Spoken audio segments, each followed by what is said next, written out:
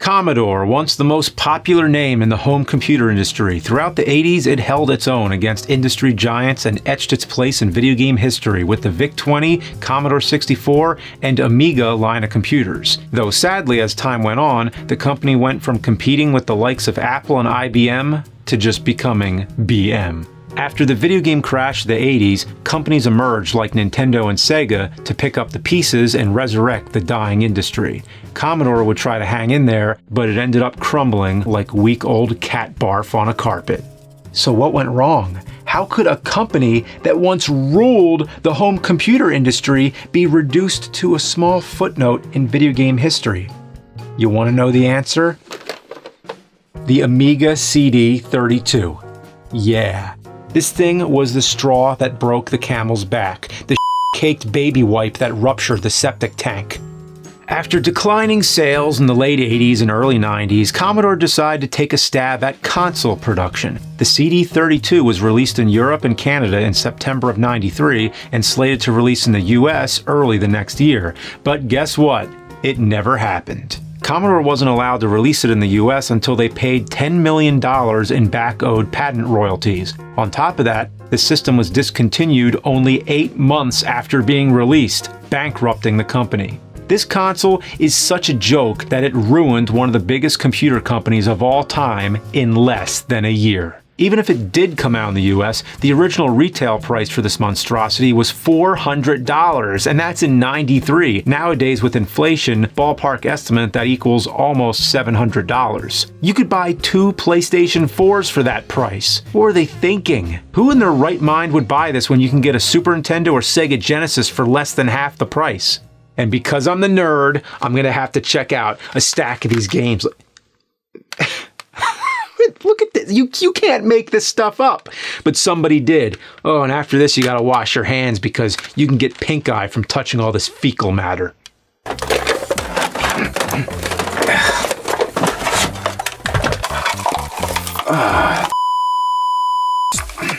Oh, and then you gotta adapt it. It's gonna adapt to my swears. Bloody bollocks. Wank. Wank. Arse. Bollocks.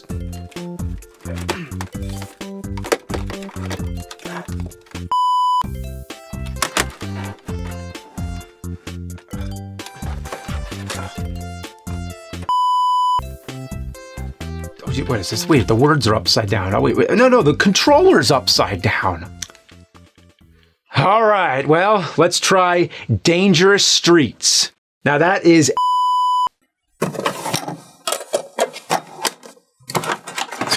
Where's the power button? Oh, on the back? Come on.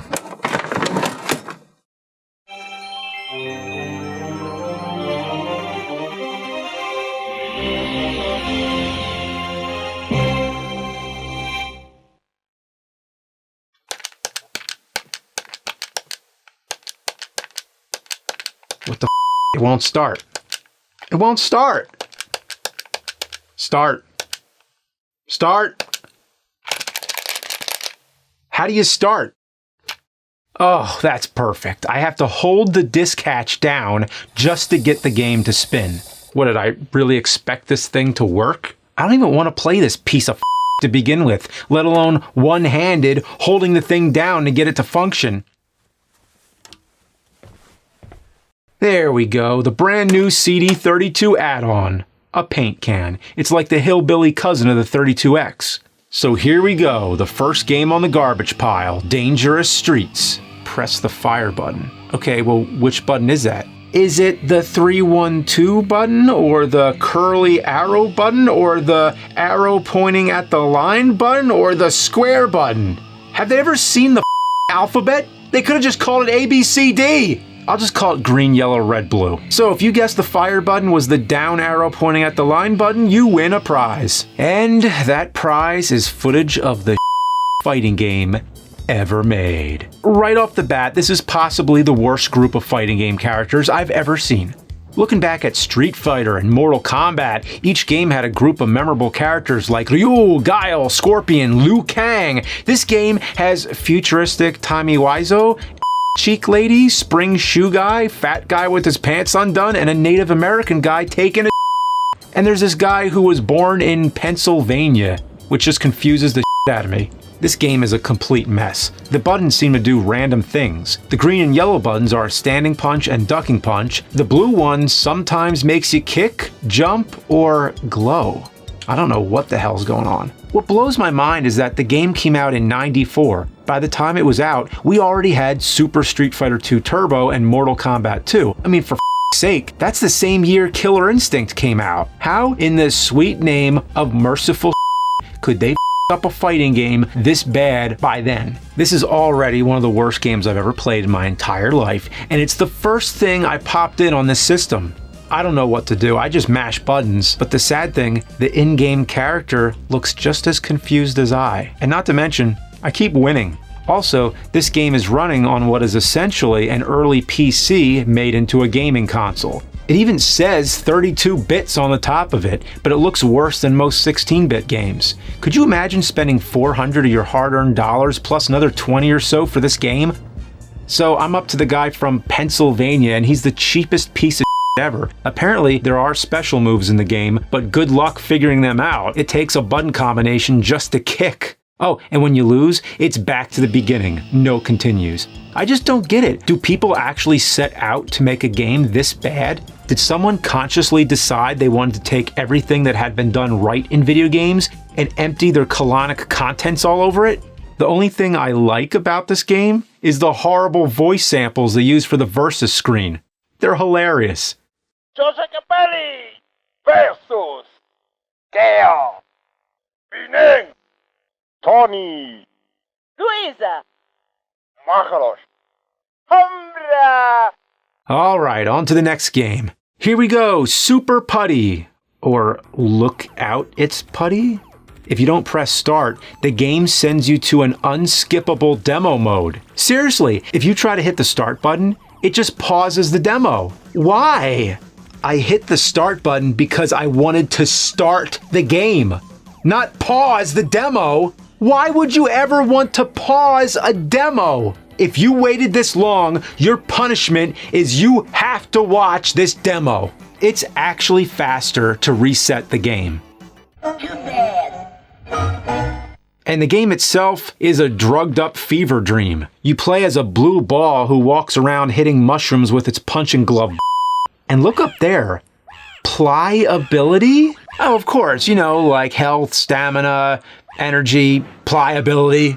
So when you punch these things, for some reason, they turn into babies. And then you eat the babies. You eat the babies? Or absorb them, or whatever the hell he's doing. But if you don't, the babies explode! This game is f***ed up!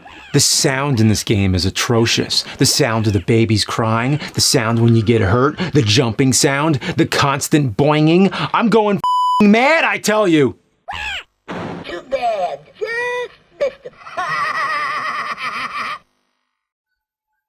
Okay. Well, enough of this. Next up, we got Morph. It starts off with this horrifying cutscene. This weird kid shows up at this creepy old man's house, and it looks kind of like Doc and Marty if they were crossbred with the Minions. So the kid stands on a teleporter, so they're doing the fly thing, and the whole thing blows up, turning you into a ball that can shapeshift. Yeah. So the game's basically a puzzle platformer where you can transform into different kinds of balls that each have a different ability. You have to find a specific item in each level and complete it without using too many transformations. So it's kind of a neat idea. Maybe if it wasn't on the CD32. Next, we got Naughty Ones. It starts with this cutesy cutscene set to the creepiest possible music.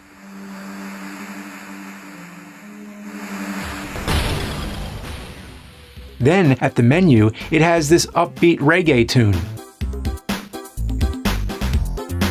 The game's pretty much a basic action platformer. Just find the key in each level and then head to the door. It's not too bad. It kind of has a bubble bobble feel to it with the graphics and the gameplay. However, one annoying thing is it uses up as the jump button. Actually, of all the games I've talked about so far, only one game didn't use up as the jump button, and it was the fighting game, the only one where jump should have been up. So anyway, this one's okay and gets a pass. On to the next piece of technological torture, beavers. They're a hip band of beavers. Beaver mania hits the UK, but that off the rabbits. So here we go. Here's another cute cutscene. A beaver comes home to his family. He just puts his lunchbox or whatever it is on the floor. He picks it up. He puts it down again. And this mean rabbit comes in and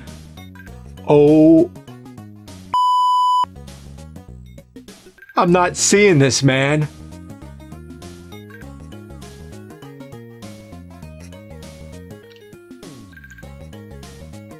No.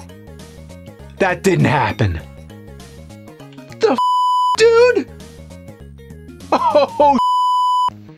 Oh!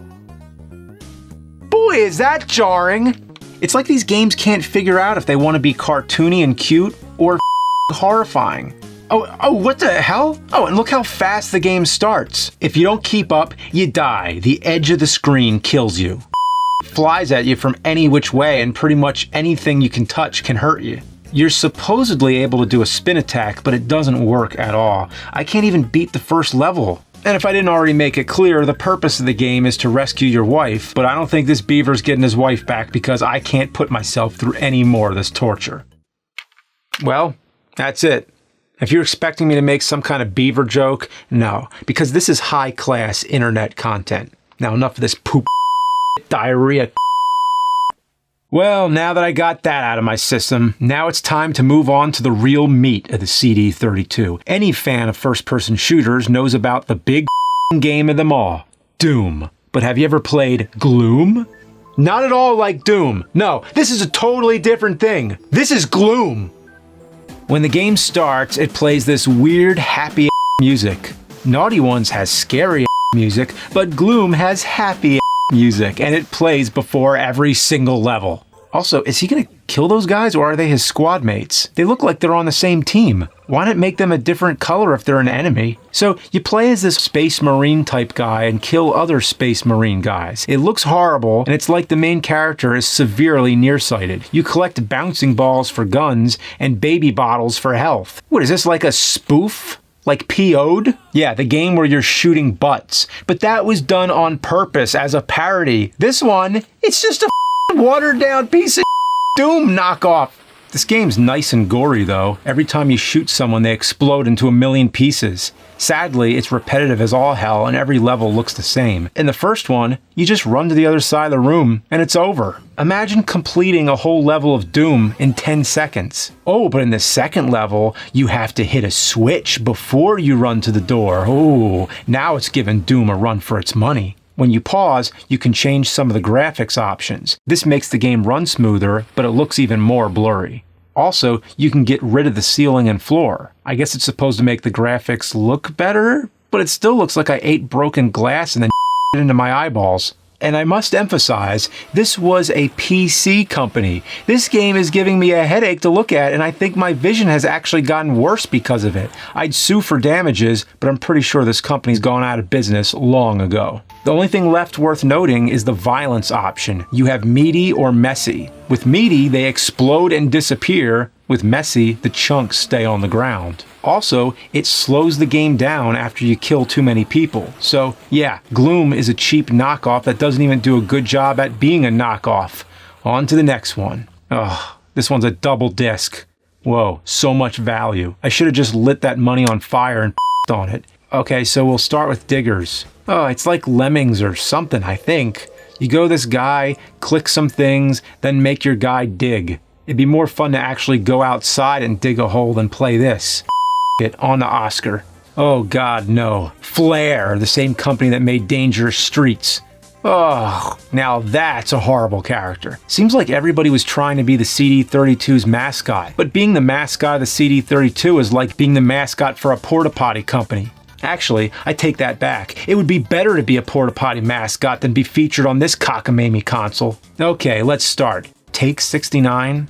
Really? This is the first level. They could have put take 1, but no, they chose 69 on purpose. Oh, for the love of up is jump again. I'm convinced they're playing a joke. So here he is, Oscar the something. He's not quite Sonic. He's not quite Bubsy. He's just Oscar. The game controls worse than it looks. And I keep running into because the backgrounds are such a hodgepodge of vomit-inducing mishmash. The enemies are practically invisible, and I can't even get a minute into the first level before getting a game over. The levels are all based on movie genres, like in Gex or Spot Goes to Hollywood. The first room is sci-fi themed. You fight robots and what looks like the dog xenomorph from Alien 3. This one's horror themed. There's dogs, chainsaws, and spooky ghosts. I can't make much progress here. On top of the controls, Oscar runs like he's on ice. This game isn't the worst I've played so far, but that's not a compliment. It's like comparing solid logs to a diarrhea puddle. They both smell awful, they're both disgusting, but I guess I'd rather pick up a turd log and toss it out than have to sop up diarrhea with a paper towel. Next. Bubba and Sticks, a game by Core Design. Let's find out what's worse, this or Angel of Darkness. Sticks kinda looks like Bizarro Pickle. The artwork looks pretty cool, and the music is alright, so maybe this will actually be a hidden gem. Oh please, let it be good. Oh my god. Oh my god! It's actually good! Pretty good. The gameplay is kind of like a puzzle platformer where you have to use sticks to get past obstacles, like using him to pry this rock up or sticking him into the wall to use as a platform. This part right here is pretty funny. You have to get close to these weird guys without interrupting their conversation and then throw Sticks, the character, at them. The graphics are really nice too. It's cartoony and colorful, but not like the rainbow vomit from Oscar. This is actually a good game, at least until I get to the second level and I can't figure out what to do. And I don't have the time to figure it out, so, oh well, I guess we gotta move on. But I can give this one the nerd stamp of not.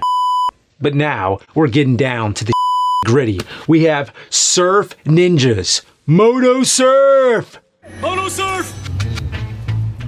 That's right, they made a Surf Ninjas tie-in for this thing. Nice word art title screen. Is this a game or a 4th grade book report? Oh, and it's by Flare again. I'm guessing they were the LJN of the CD32. Well, now I know it's gonna suck. The first thing you have to do is choose whether you want to hear sound effects or music. Can I have both? The game barely resembles anything from the movie, and when my complaint is that the game is not like Surf Ninjas, then you know we're really in bad shape. Who are you supposed to be? This isn't even a character from the movie. Is it supposed to be Ernie Reyes Jr.? Or maybe it's Rob Schneider? It's not confirmed, but it's probably true that this was actually another game before they turned it into Surf Ninjas, because that's what you want to do. If you have a game, might as well make it Surf Ninjas. They probably just had some generic beat 'em up on a hard drive and slapped the Surf Ninjas name on it last minute. Kind of like Doki Doki Panic, but it's Dookie Dookie Panic. Oh, that's another real joke, but not as a movie-based game based off a movie, Surf Ninjas. Yeah, I know I talk about a lot, but I'm staring at. If you were looking at, would you be talking about butterflies or something? No, I'm looking at. We're talking. Okay, so I gotta calm myself down a little bit. The gameplay is monotonous. I walk around fighting ninjas who kick my most of the time. Oh, and in most games, you die when the health bar goes down, right? Well, in this game, you die whenever the game decides you're dead. Look at this, I have life left, but I'm dead. Most of the time, your attacks don't even register, and when they do, it takes forever and a day to kill the ninjas. Look at this. What is going on here? Oh, wait, what? Did I just rip his heart out? That doesn't happen in the movie. Does it? I gotta find out. I'm gonna make a quick call here. This is Cinemassacre Video, where selection is the name of the game. This is James speaking. How may I help you? Yeah, okay, I just want to ask you a quick question. Sure thing. Go right ahead. Have you ever watched the movie Surf Ninjas? Yeah, in fact, I just had a chat with a bunch of friends all about that. Did you know that the costume designer was the same in Street Fighter the movie? That would explain all the blue camouflage. Okay, look. I just want to ask a question. In the movie Surf Ninjas, does anybody rip someone's heart out? Kano style. No, I don't think that happened in the movie. See? I knew it. Hello? Hello? Wow. Why? So, back to this. Oh, and guess what? What button do you think the jump button is? Take a guess. Up. Again. But this time, they took it a step further. Jump hurts you. Yes, I am not kidding. When you jump, you get damaged. What moron decided it was a good idea to make jumping hurt you in a ninja game?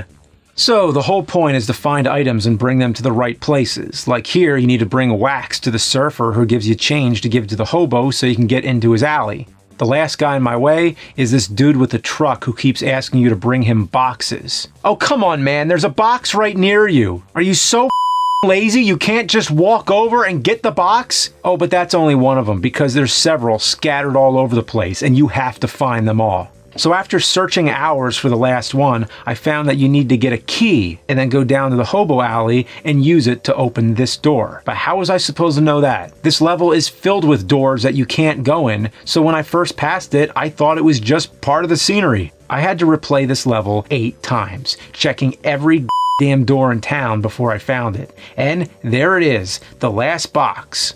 Wait, what? Is that a pixelated naked lady? Okay, that made it worth it. Next game. Okay, now we have Kung Fu. Okay, first off, we need to talk about this cover art. It's like a colored pencil sketch of a kangaroo with sunglasses, and they must have been pretty proud of it because it's the title screen too. And not to mention, at the bottom of the cover, they single out the letters G-R-E-E-D. So the company who made this game is called Greed. On the back, it says, this game shows the full possibilities of the CD32. Oh boy, I can't wait. Okay. Is it gonna start? It takes forever to start up. I thought it was broken because it stays on a black screen for almost 2 minutes. But that's just how the game is. Wow.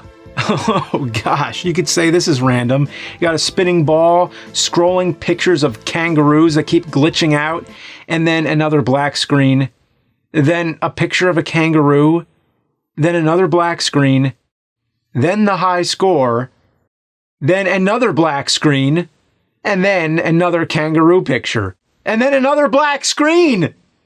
I'm not kidding. This is the actual game. Oh, and it's really showing off all the possibilities of the CD32. For real, it's showing exactly how a game can be for this console.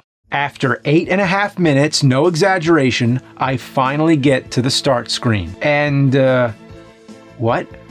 Out of memory? What does out of memory mean? Let me check the instructions. Open door, turn on CD32, insert CD, but wait with closing door till the music has played. Close door and game will boot automatically. Otherwise, it will not boot due to a bug in the CD32, which will not free the memory as it should. This is historical. Never, not once, have I ever had a game where the instructions tells you, by the way, this game is really up, so you're gonna have to jump through all kinds of crazy hoops to get it to work.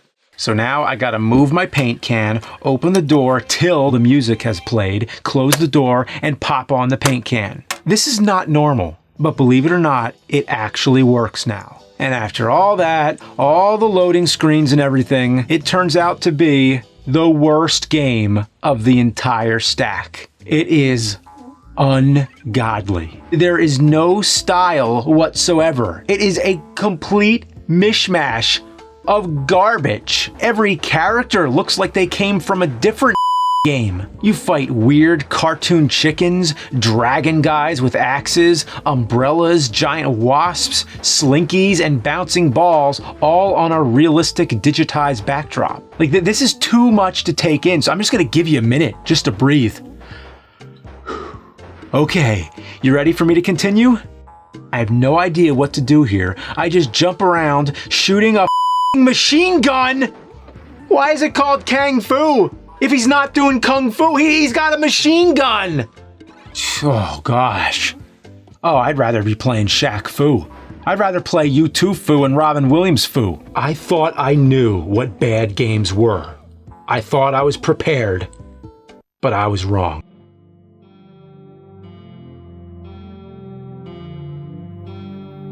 Oh my God.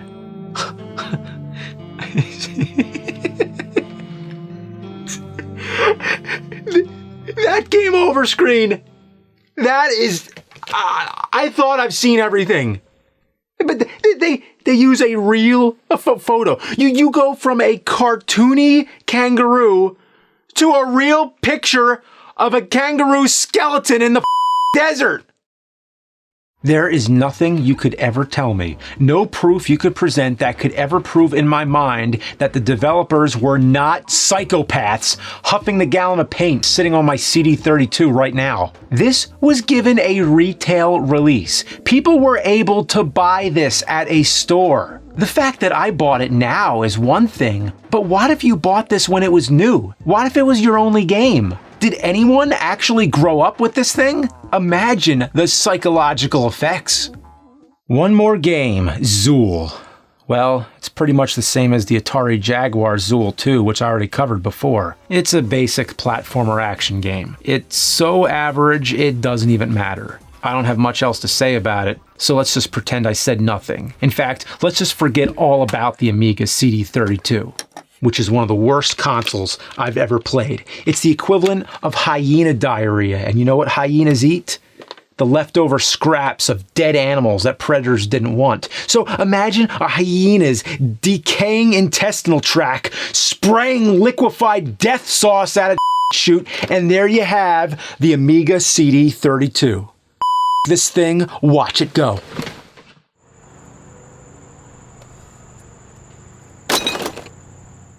All right.